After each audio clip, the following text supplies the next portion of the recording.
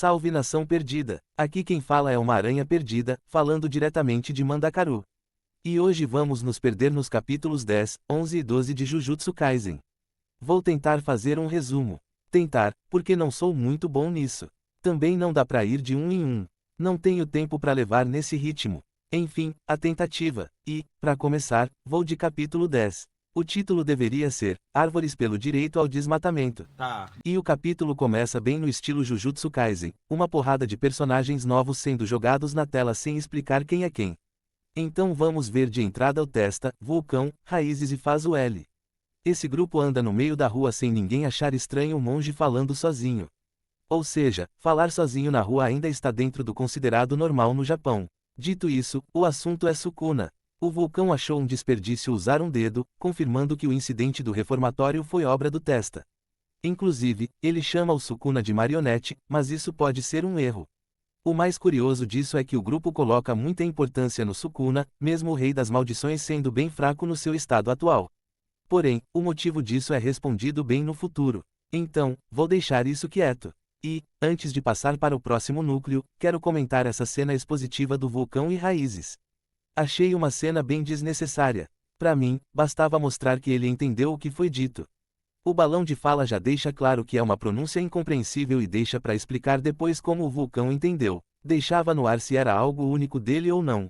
Fora que esse grupo deveria estar unido há um certo tempo, o que torna a ira do Vulcão meio perdida. Mas é isso, por algum motivo, o Testa e os espíritos foram fazer uma reunião numa lanchonete/cafeteria. Não sei de quem foi a ideia, mas genial colocar um maluco falando sozinho no meio de uma cafeteria. Parabéns! E bem, por enquanto, deixamos o núcleo confuso e vamos lá para o necrotério da escola de Tóquio, onde o Satoru está com o Ijishi.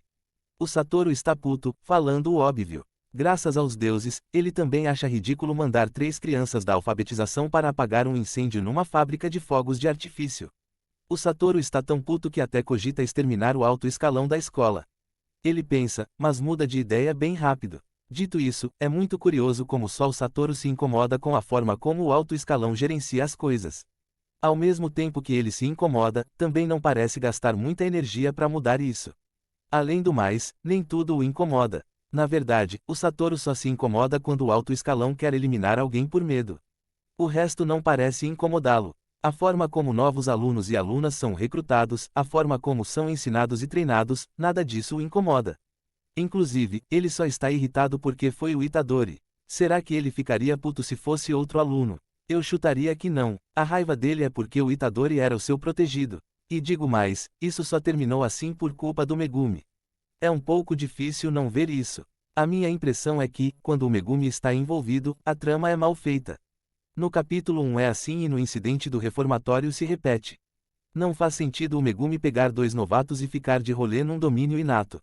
Inclusive, o Megumi em momento algum mostra conhecer as fraquezas e vantagens de um domínio. O que já é ruim, mas se sabia, é pior. E daqui a pouco vai ter outro momento que pode ser isso, um mau planejamento, ou só não entendi direito. Mas, primeiro, temos a apresentação da Shoko, médica legista da escola. Ela veio fazer a autópsia para investigar o corpinho do Itadori. Não é explicado o motivo disso, pode ser para tentar descobrir o porquê dele ser tão forte, ou para descobrir como o seu corpo conseguia selar o Sukuna.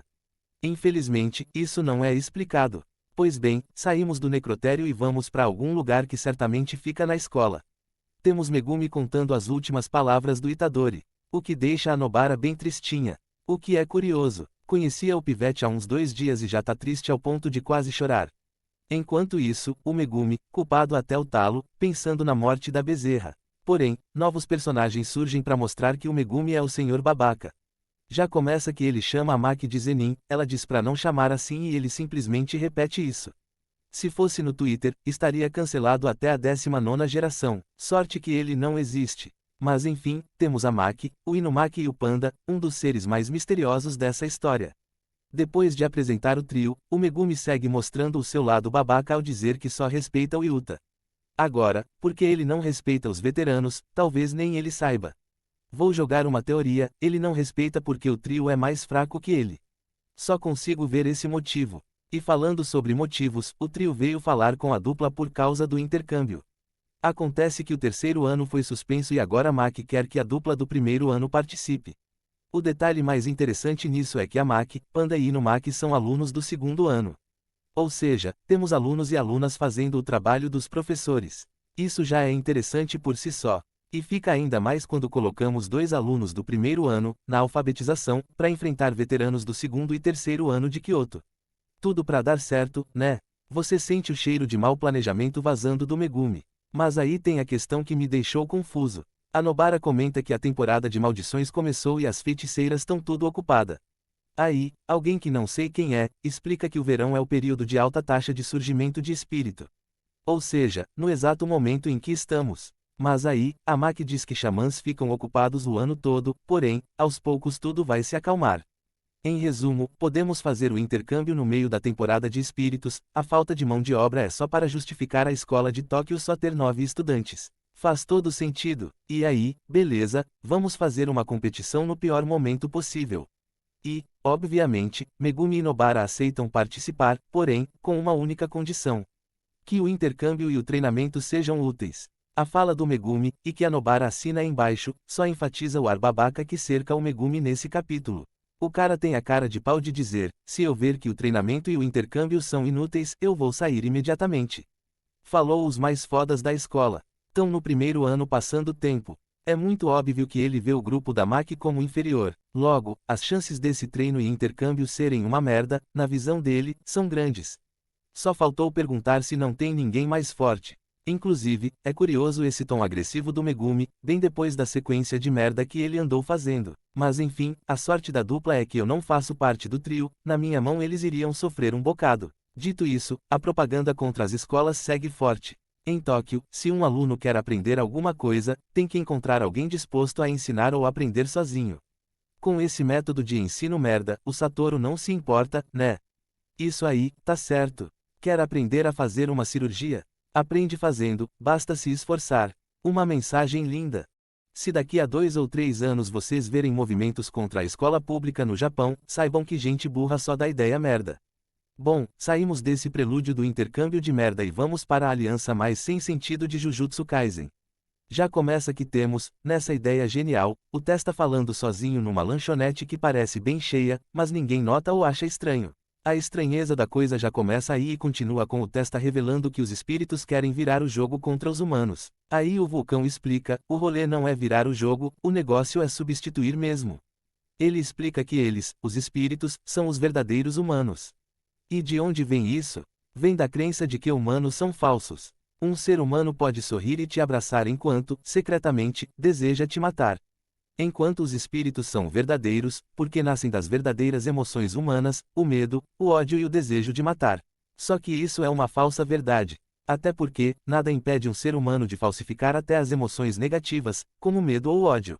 Não é porque a pessoa pode fingir alegria, fingir que gosta de outra pessoa ou que se sente feliz pela conquista do amigo, que sempre será uma emoção falsa. Talvez seja assim, justamente para mostrar como o reacionário é limitado. Ele só considera como emoção verdadeira aquelas que apoiam a sua crença e visão de mundo, o resto é descartado.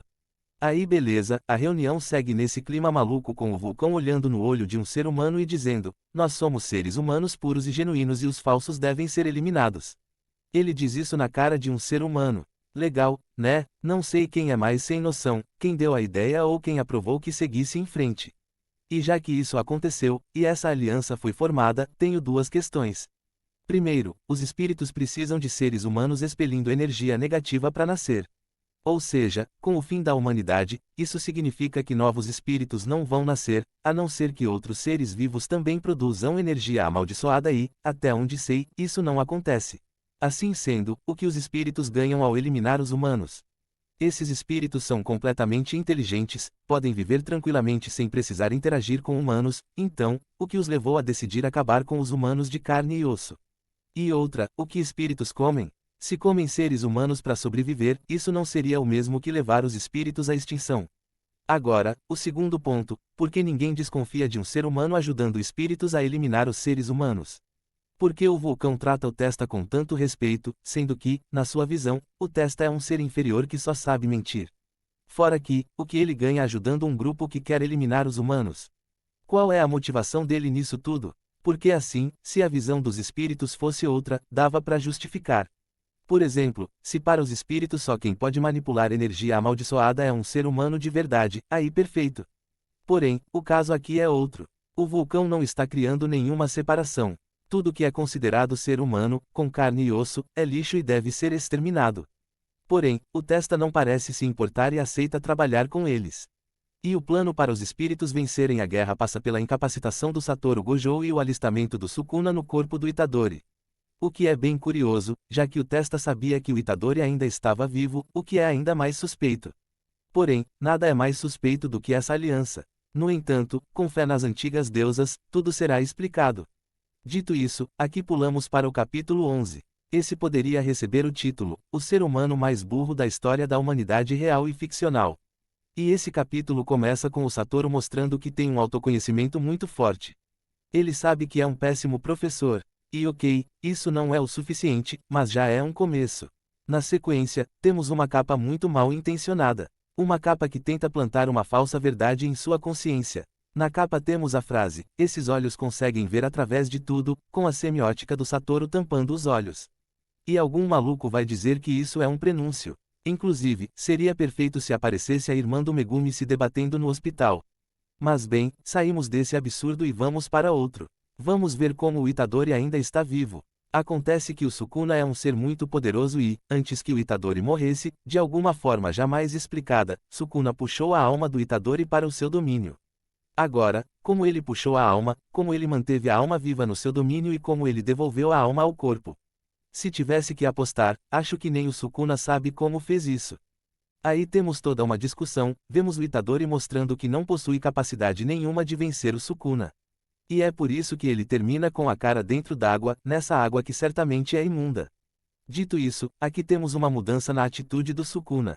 Até então, vemos o Sukuna nem aí pra nada. Durante o incidente do reformatório, ele deixa isso muito claro. Mesmo que ele perca a parte presa ao corpo do Itadori, isso não lhe faria falta. O que deixa uma curiosidade. Porque perder parte da sua alma não é um problema. A sua força não seria alterada. Ou então, ele enfraqueceria, porém essa perda é recuperável. Com a destruição de um dedo, ele estaria perdendo parte de sua alma e isso deveria ter algum impacto negativo no Rei das Maldições. No entanto, isso não fica muito claro. E bem, voltando ao ponto, o Sukuna mudou, agora ele quer continuar vivo. Na verdade, o Sukuna ainda não se importa de perder os dedos no corpo do Itadori. O problema é que o Sukuna adquiriu um interesse pelo Megumi, então é conveniente se manter perto do garoto e a forma mais fácil é manter o Itadori vivo. Ou seja, o Itadori tinha uma moeda de troca muito forte. Ficar vivo não tem valor para ele e isso poderia ser negociado. Infelizmente, o Itadori se tornou um Megumi. E já que trouxe esse trouxa para a questão, a fala de Sukuna sobre ver algo interessante em breve, acaba criando uma expectativa sobre o Megumi. Infelizmente, o Sukuna não estava falando que o Megumi iria surpreender e sim, que ele iria mostrar algo incrível. Mas bem, aqui chegamos na seção dos pactos. Uma parada interessante, principalmente pela frase, um contrato que satisfaz ambas as partes é uma base essencial da magia. Ou seja, mais uma vez, temos alguém aprendendo sobre Jujutsu fora da escola, para variar. Vou abrir um parênteses porque esqueci de comentar a questão dos pactos. Explicação: os pactos funcionam como uma promessa ou como garantia. Ou seja, você pode fazer um pacto onde, por exemplo, você limita o uso de um feitiço, limitando o uso só a partir do meio-dia, em troca de um aumento de poder. Ou pode usar o pacto como forma de garantir que um negócio seja cumprido. Já que existe uma punição para quem quebrar um pacto. Além disso, o pacto não pode ser forçado sobre outra pessoa, ela tem que aceitar todas as condições. É só pegar o exemplo do Itadori que forçou o Sukuna a assumir o seu corpo e acabou perdendo o controle sobre ele. Dito isso, a questão dos pactos acaba reforçando a minha visão sobre como a cultura de feiticeiros vem enfraquecendo e a princípio, sem nenhum motivo. Para não usar o Sukuna como referência, podemos botar que nos últimos 500 anos, informações consideradas básicas foram perdidas. O Sukuna diz muito claramente que um pacto onde as duas pessoas se satisfazem é uma das bases da magia. Ou seja, alguma coisa aconteceu e um conceito básico se perdeu. Acredito que seja pura conveniência. Esse Japão, apesar de ser um espelho do Japão que conhecemos, não é o mesmo. Para mim isso é muito claro. Esse Japão de Jujutsu Kaisen não tomou as bombas nucleares. Primeiro porque iria ter espíritos poderosíssimos por causa do medo, ódio e tudo de ruim que isso causou ao país. Além disso, o resultado poderia ser bem diferente, afinal, feiticeiros possuem meios de lidar com problemas que, numa situação exagerada, poderia eliminar completamente o perigo, mudando o resultado da guerra. Ou seja, esse Japão não passou por um momento de destruição para justificar a perda de um costume que deveria ser de conhecimento comum. E na era atual ninguém utiliza pacto para nada, nem para fazer promessa para emagrecer. E infelizmente, não existe uma motivação para isso, ou seja, a dica que pactos vieram para ser conveniência de roteiro estava aí desde sempre. O que é uma pena, pactos são bem interessantes. Inclusive, é possível que GG tenha limitado os pactos na obra para evitar comparações com Hunter x Hunter. Mas enfim, voltando. E depois da aula, o Itadori aceita fazer o acordo e eu esperava que ele tentasse impor alguma condição favorável, mas infelizmente, baixou o Megumi nele e as coisas desandaram. Esse animal, simplesmente aceitou decidir o seu futuro numa luta contra o Sukuna. Perceba que o Itadori só acabou assim porque precisou trocar de lugar com o Sukuna. Porque o inimigo era poderoso demais para ele vencer. O Sukuna foi lá e venceu, independente de ter sido fácil ou não e, independente do Itadori saber se foi difícil ou não. O fato é que Sukuna venceu um inimigo que ele não conseguiu vencer. E qual é a próxima decisão dele? Vamos lutar. Genial, certo? Em homenagem, irei comprar um boneco do Itadori e fazer uma referência a Toy Story. Bom, não vou me esticar nisso. Mas estarei xingando-o pelos próximos 5 dias em minha mente. E é isso. Bom, vamos seguir com a revelação de 2 grandes planos. O primeiro plano é do Satoru. O Platinado quer fazer uma renovação na sociedade de feiticeiros. Ele deseja reformular tudo, porém, Satoru acredita que ninguém iria aceitar se ele simplesmente chegasse matando todo mundo. Então, ele decidiu começar pela base, criando um grupo forte não só para lutar, como também para apoiar as suas mudanças. O problema é que, nesse ritmo e sem mudar nada na forma de ensino, esse plano dele só vai estar pronto daqui a 50 anos. A não ser que o plano seja lutar sozinho, aí beleza. Porque, se a ideia for montar um exército, vai ser difícil. O cara juntou 8 e desses 8 você não junta 3. Mas enfim, esse é o plano do Satoru. Renovar a liderança, mas sem mudar as bases do problema. Porque, para mim, o maior problema da cultura de Jujutsu é que em 1000 anos nada mudou. A forma como se ensina, a forma como a sociedade se organiza, a falta de estudo e pesquisa. Inclusive, essa ideia de renovar a sociedade de feiticeiros é algo que só existe para o Satoru. Não é uma ideia que ele plantou nos alunos e alunas. Ou seja, se alguma coisa acontecer com ele, já era sonho. E bem, fechando essa parte, temos o retorno do Itadori. Esse idiota, a coisa mais relevante disso é o acordo que ele foi forçado a aceitar. Ou seja, quando ele disser a palavra mágica, o Itadori vai entregar o corpo por 2 minutos, além disso, ele vai esquecer desse pacto. O que nem era necessário, tipo, Itadori, saca? E bem, para fechar, temos o plano dos espíritos. O amigão Testa trouxe uma ideia para resolver o Satoru e isso é, selar o Platinado num cubo. O famoso reino prisão, e é isso que temos. Então vamos para o último do dia. O capítulo 12 que poderia ser chamado de coisas desnecessárias. Esse capítulo é intrigante porque, de fato, tem muitos momentos desnecessários que não acrescentam nada. E o capi já começa assim. Temos um garçom que possui um talento ou um sexto sentido apurado. Então ele sente que o gueto é perigoso. Não por ser um maluco vestido como um monge e falando sozinho, não. Isso é normal. Dito isso, qual a relevância desse garçom? Nenhuma. Ele simplesmente foge e é isso. Quando o garçom foge, sobra para o gerente ir chamar a atenção do gueto. Isso porque o mundo é capitalista e, se o gueto ficar ocupando uma mesa sem comer nada, é um desperdício de tempo e dinheiro. Então ele vai lá cobrar uma atitude e vira churrasco. E isso vai se estender por toda a cafeteria. O Jugou simplesmente mata todo mundo. E isso é mais um momento desnecessário. Eu não preciso disso para saber que os espíritos e o gueto são ruins. Talvez, para o público médio, com inteligência faltando, a ideia de exterminar uma raça inteira por acharem esse povo inferior, não seja uma dica forte o suficiente. Fora que esse incidente não tem impacto nenhum na história, não vai gerar nada de interessante. Para resumir de forma simples, se essa reunião acontecesse num quarto cinza e sem ninguém para ser queimado, a história não mudaria em nada. Porém, nem tudo nessa reunião é ruim, tem 2 coisas interessantes. A primeira é a forma como os nomes são revelados. Primeiro, o vulcão fica super empolgado com o cubo porque o cubo é pica e blá blá blá.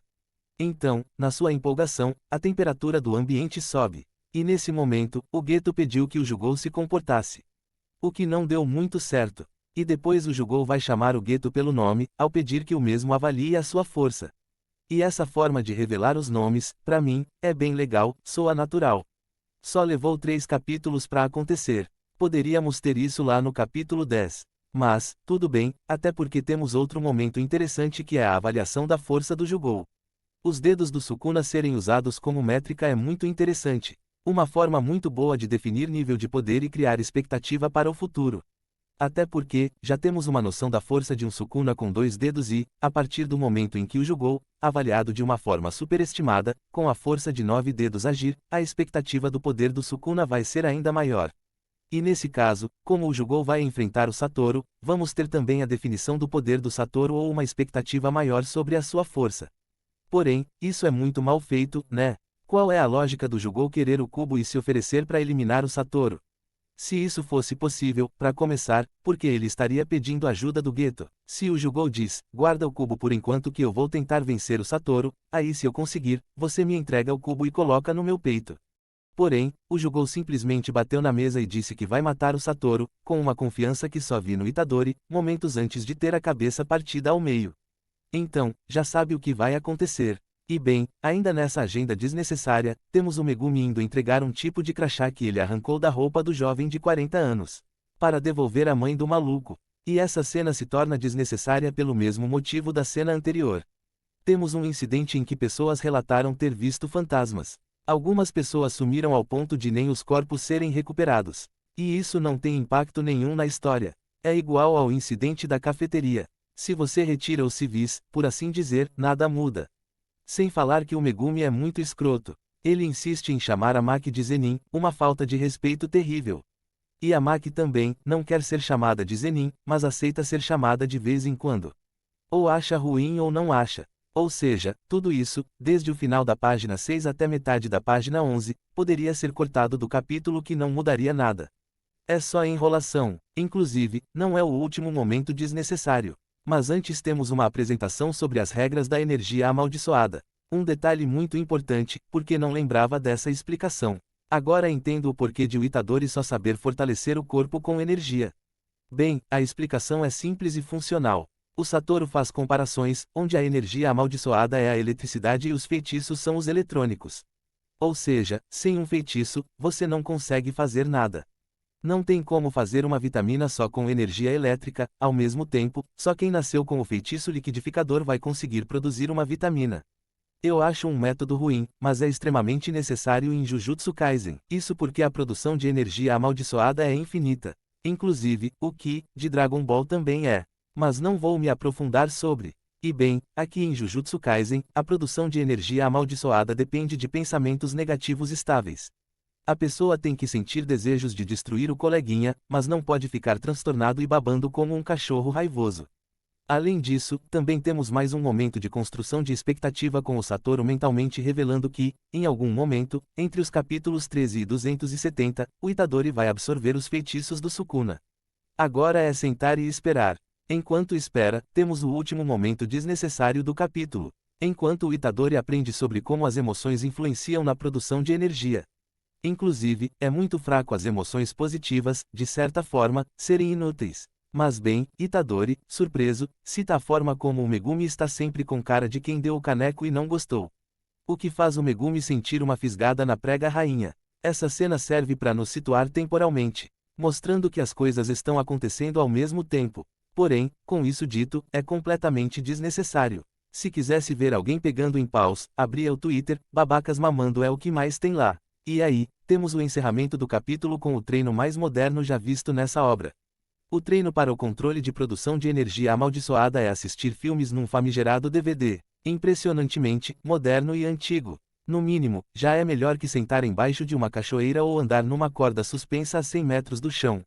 Também não acho que seja um método comumente usado na escola, se mais alguém usar esse treinamento aí, vai ser um milagre. Mas é isso, a sessão de filmes vai ficar para o próximo vídeo, porque esse chegou ao fim. Obrigado a quem assistiu e muito obrigado se você chegou até aqui. Você é um perdido incrível. E bom, até a próxima!